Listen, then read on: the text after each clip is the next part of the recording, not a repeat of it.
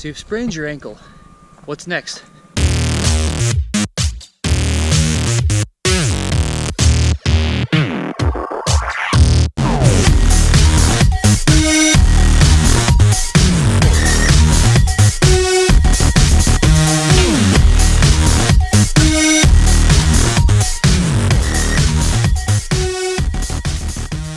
The biggest thing to remember when coming off of a sprained ankle is you need to keep in mind kind of what stage of healing you're at.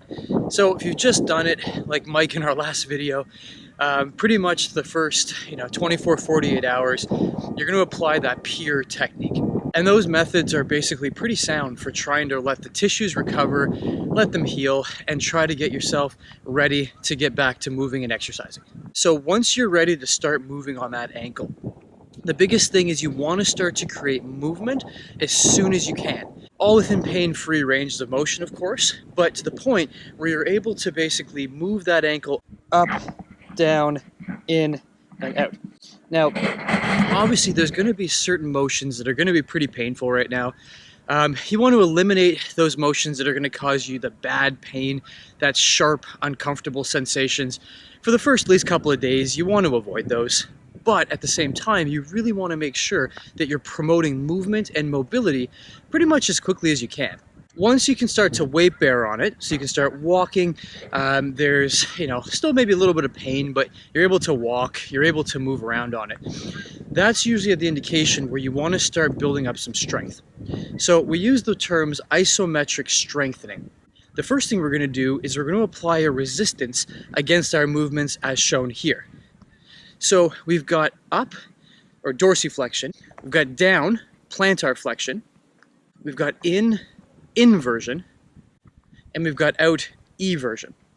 Basically the rule of thumb is you want to press against that movement for about 10 seconds, about 20-25%. Once we've completed our isometric holding exercises, the next step is to move to banded exercises. And again, we can hit the 4 different movements: dorsiflexion, pulling our foot upwards, as shown here, fixing a band to an object, and then eccentrically controlling our foot back to the beginning.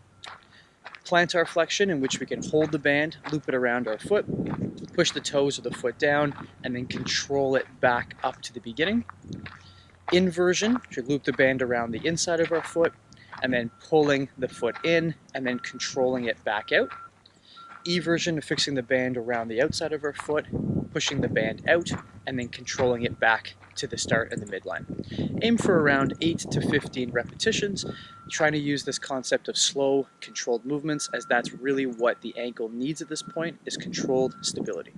Our next major concept is we want to also be working on what we call balance or proprioception work. This is probably one of the most important factors of all ankle recovery and mobility and stability, is to try to basically stand on one foot, and we can work our way through multiple surfaces. So step 1, just be able to stand on a flat surface and trying to aim for, let's say, 30 seconds without kind of needing to tap down with your opposing foot. Progression 2 is we're then looking at trying to go eyes closed, a stable surface, again using the hand as needed in the beginning for support, and then trying to progress to no hand. Step 3 is now trying to go onto an unstable surface, such as a couch cushion or a pillow, or a block of foam if you have that available, or a Bosu ball even. Next progression is trying to go on foot, unstable ground, with eyes closed, and again trying to hold this up to about 30, if you can up to 60 seconds without falling. This phase is extremely important with all ankle recovery, as it looks at trying to rebuild the connection that has been lost between your brain, your muscles, and your ligaments with that kind of an inversion sprain or tear. If we don't work on this balanced proprioception phase, this is usually one of the major factors that leads to re-injury or re-twisting the ankle, either acutely as you start to run back again or get back into running, or it's also part of the longer chronic or long-term issues associated with an ankle sprain. So our 3 motions, as we have our isometric exercises for strengthening, which is pushing against a resistance. We have a banded version, which now incorporates eccentric control. And then our final component is we're looking at balance and proprioception, working from a stable to an unstable ground. For those athletes out there who want to kind of take it to the next level and really try to prevent these ankles from injuring again, this goes with any long-term kind of issue or somebody who's had multiple sprains over a course of time, we want to start incorporating different movements that are going to challenge the system. So as seen here with my Bosu ball single leg deadlift exercise, we're basically using a Bosu ball, can use a weight or no weight, and start progressing through Romanian deadlifts or RDLs, as well as even progressing to pistol squats. All right, so there you have it. You've got some rehab techniques and you got some exercises to help you deal with your ankle sprain.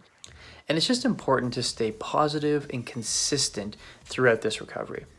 So if everybody's liking these videos, they're really liking the content and the information that I'm providing, please like and subscribe. It'll really help me out. If you have any questions at all, please don't hesitate to reach out and let me know. You can reach me at the comment section below or via my website, ANDREW.GATERELL.CA, or via Instagram. This is AG Physio Elite Movement, bringing you tips and techniques to help you heal faster and move better. Catch you next time.